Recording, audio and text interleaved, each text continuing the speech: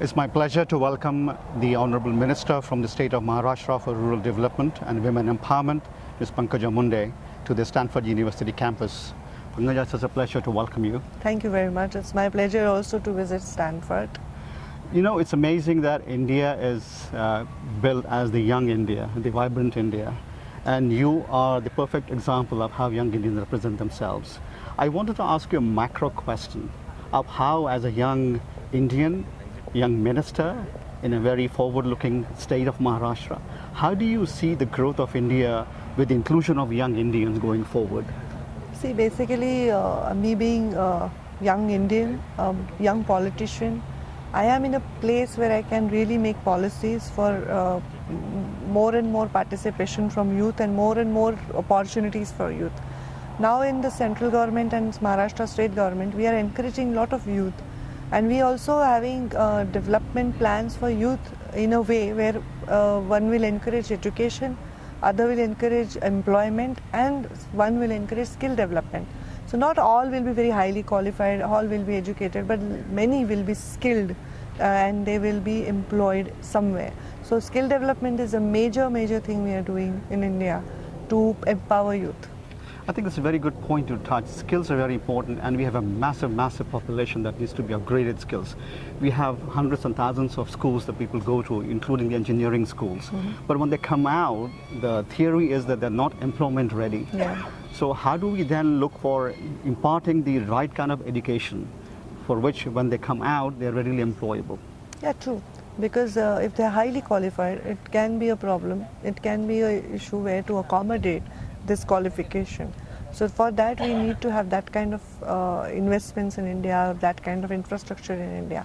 I think India is working a lot on infrastructure. We are building a lot of roads, we are building metros, we are building a lot of infrastructure to be comfortable for globe to come and invest there.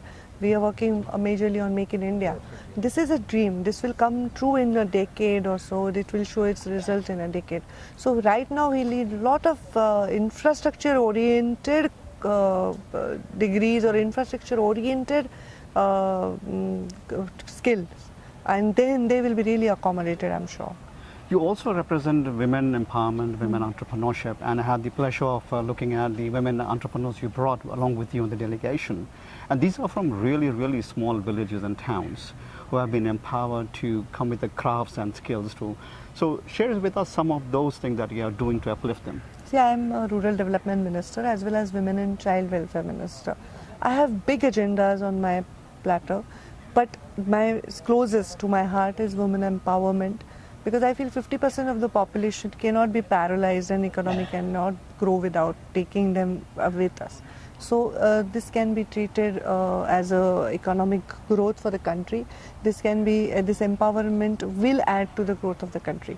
But this there is a challenge that they are not educated, they are not skilled, they are not confident. So we really worked on getting them together, making their groups, training them, give them bank linkage. We train them how to use banks and how to use accounting, and we train them and we just worked on the saving capacity of women. So whatever they save, how can it be worked to make them entrepreneurs? So now I have got these women from India, from really small village and really very weak economic background and very under the poverty line, and the way they have grown, their confidence has grown. I feel it is amazing to see them empowered, and they really want to be. They are ready to change themselves. Only thing they need to be given proper directions.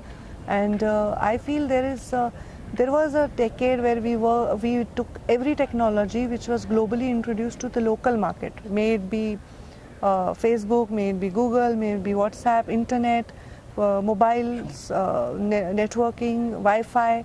We are trying to take and percolate it to the lowest economic group and the last person.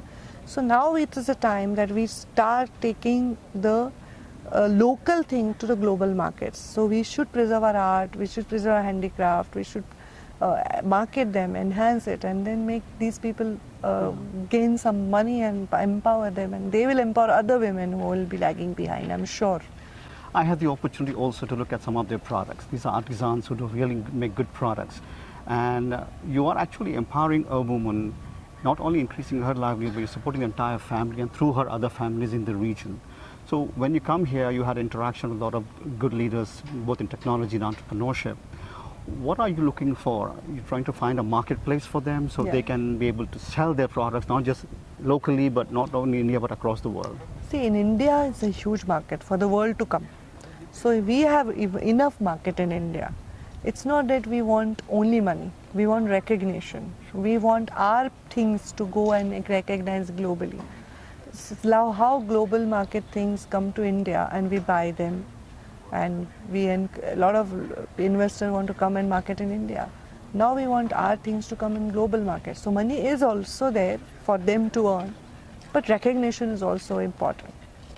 And coming to your personal side, you are a young Indian, as I said, you are a mother, you're a wife. So these are very difficult balancing acts. And above all, you're a politician that too in a big country like India. For young Indians who aspire to get into politics, how do you advise them? Because like I said, there's a balancing act. See, young politician, may it be woman or man, it's a time-consuming and 100% public job. So you don't really able to give justice to your family. You cannot get involved in little things what other normal families do. We really sacrifice our family life for public life. But family gets accustomed to that. So you have to somewhere find the balance. To build nation and to build state, you cannot ruin your own family also. So we have to somewhere, find that fine line between work and home. But it's a 100% dedicated job. Young Indians who aspire to be politicians, I just will tell them that you are most welcome, but just pull your socks and you have to work harder than any other field. Sure.